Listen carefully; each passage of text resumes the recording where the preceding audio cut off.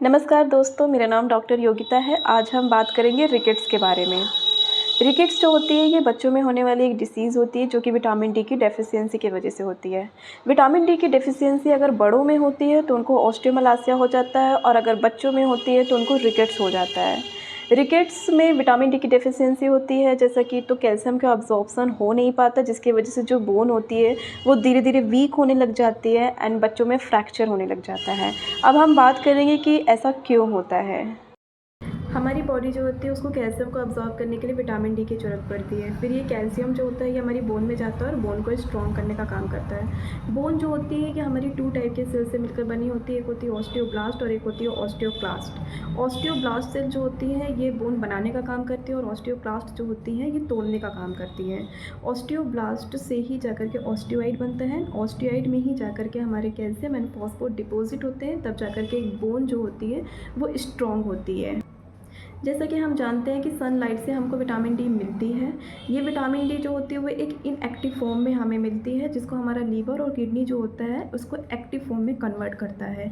अगर बच्चों में विटामिन डी की कमी हो रही है तो इसके कुछ रीज़न्स ऐसे हो सकते हैं, जैसे कि सनलाइट का एक्सपोजर ना होने की वजह से, यानी कि उसको सीधे विटामिन डी ही नहीं मिल रही है। दूसरा रीज़न ये होता है कि आप एक्सपोजर तो हो रहा है लेकिन जो किडनी और जो लीवर है वो अपना काम सही से नहीं कर रहे हैं, यानी कि उसके इनएक्टिव फॉर्म को एक्टिवेट नहीं कर रहे हैं। दूसरा रीज़न ये भी हो सकता है। तीसरा एब्जॉर्प्शन की कमी, मतलब यानी कि हमें विटामिन डी तो है लेकिन उसका शरीर में अच्छे से एब्जॉर्प्शन नहीं हो पा रहा है।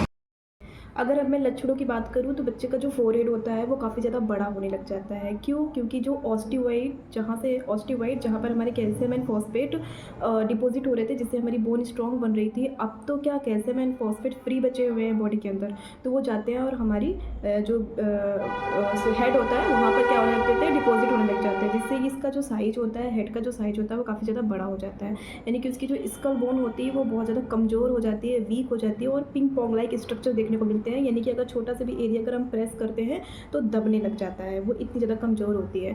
दूसरे उसके जो शरीर की जो हड्डियाँ होती हैं, हड्डियाँ जो होती हैं ये बॉडी वेट को ये कह सकते हैं कि संभाल नहीं पाती, जिसकी वजह से उसके जो पैर की जो हड्डियाँ होती हैं वो कमज़ोर हो जाती हैं और जो उसका पैर होता है, लेग्स जो होते हैं उसके मुड़ने लग जाते हैं। उसकी जो स्पाइन यानी कि रीढ़ की हड्डी कमज़ोर होने लगती है।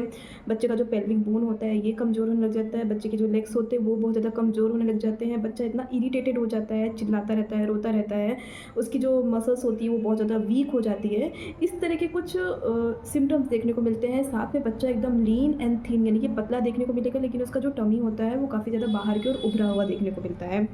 दांतों की आकृति जो होती है वो बिल्कुल अजीब सी देखने को मिलती है। हेड जो होता है वो बिल्कुल अजीब देखने को मिलता है। अब बात आती है प्रिवेंशन कैसे करना है। तो प्रिवेंशन करने के लिए हमें बच्चे को मॉर्निंग में लगभग 5 से 6 के बीच उसकी अच्छे से मालिश करनी है। देन हमें मॉर्निंग में उसको कम से कम 2 से ढाई घंटे हमें उसको सनलाइट का एक्सपोज़र देना है, ताकि बच्चे को शुरुआत से ही उसको सनलाइट का एक्सपोज़र हो जाए और हड्डियाँ जो हों वो अच्छे से मजबूत हो सकें।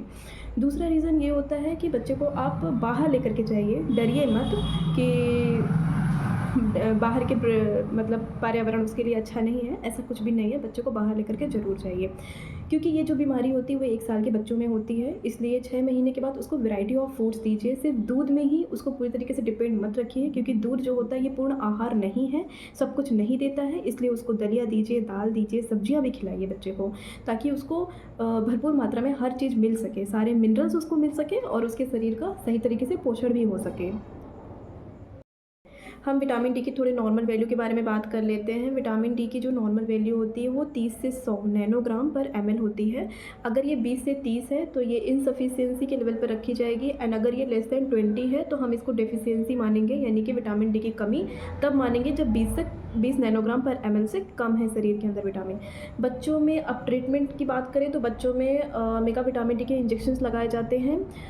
लगभग 6 लाख इंटरनेशनल यूनिट के इंजेक्शंस होते हैं जो कि IM लगाया जाता है। इसके अलावा भी उनको डेली भी 800 से 1200 इंटरनेशनल यूनिट उनको मतलब दिया जाता है। और बच्चे हैं तो बच्चों में ड्रॉप के फॉर्म में दी जाती है 0.5 ml, मॉर्निंग एंड इवनिंग दोनों में उनको दिया जाता है। इस प्रकार से ऐसा ट्रीटमेंट चलाया जाता है डॉक्टरों के द्वारा। और फिर 4 हफ्ते बाद वापस से उनका एक्सरे किया जाता है ताकि जो बोन की जो बनावट है उसमें क्या चेंजेस आए हैं ये देखा जा सके। इस प्रकार छोटे छोटे चेंजेस करके विटामिन डी की जो मात्रा है उसको शरीर में बढ़ाई जाती है।